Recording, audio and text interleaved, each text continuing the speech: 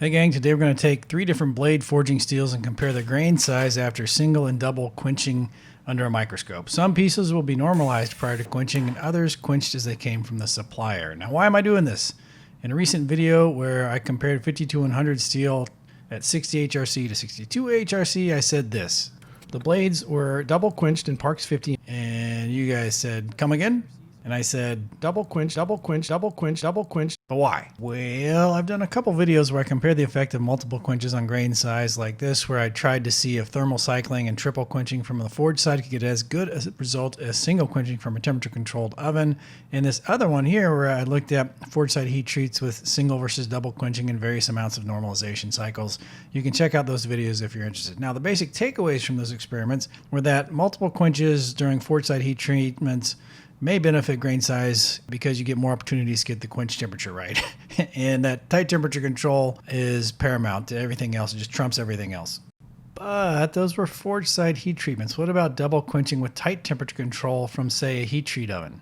Enter our 3 steels, 1084, 1095, and 52100. We're going to cut them each in half into 2 bars. The first of each steel bar, we're going to go directly to quenching once and then a second time because these are advertised as ready to quench straight from the supplier. The second bar, we are going to thermal cycle ourselves with the regimens shown coming up here, then quench them once, quench them again, check grain size for each. And so we'll have a total of 4 outcomes for each steel. I think it would help if we looked at this crappy flow chart. So we cut our pieces of steel in half. We take one of those pieces of steel as is and quench it. We cut the quenched piece in half again and quench it a second time. Boom, done with that arm. Then we go back to our second piece of steel, which we normalize or thermal cycle at the times and temperatures displayed here, quench them once, cut them in half, and quench the second piece, or in this case, the fourth piece again. And then we end up with 4 different pieces for each steel to look at under a microscope. So you can go back and pause that if you need to take a closer look at what we're doing. There's not a lot to say here, so I'm just going to let the footage sort of speak for itself. Yes, I am normalizing the necessary pieces first, then we'll start doing some quenching.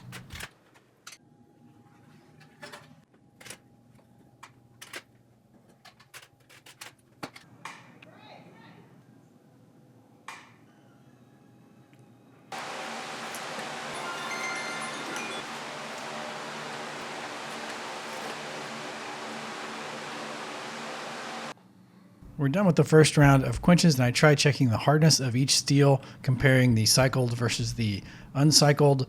The results were very, very close together, impossible to distinguish reliably with my testing equipment, so either there's no significant difference or the difference is not such that I can detect it.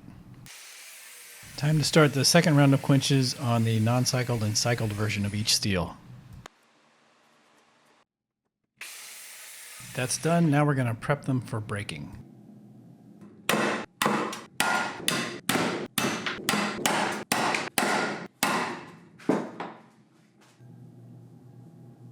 I don't know what I expected, but if there's a difference here, it's not visible to the naked eye.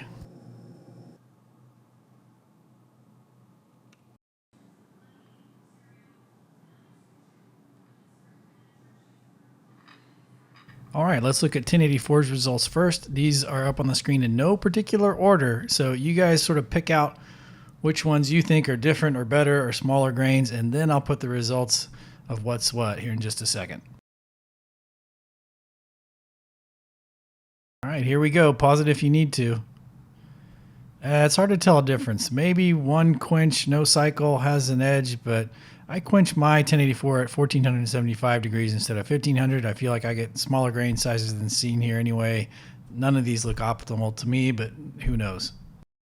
1095's next, same deal. These are up there in no particular order.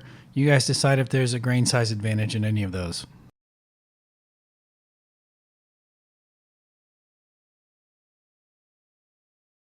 Ready? Here we go. Pause it if you need to. Remember, ignore the black flecks. I don't see a big difference. Maybe the cycled steel did a little bit better. Maybe. 52100, again, no particular order. Pause it if you need to. Tell me if you see anything with a smaller grain size. Remember, ignore the black flecks.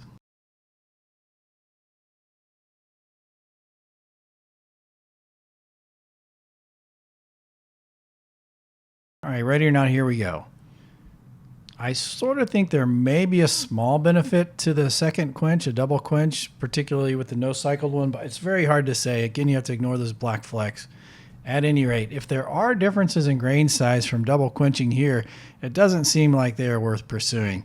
If you trust your steel comes properly homogenized, then there's probably no benefit to normalizing it yourself like I tried here for one of the arms. At any rate, what did you guys think? Is double quenching worth it? Is this just a bunch of voodoo? Sound off in the comment section.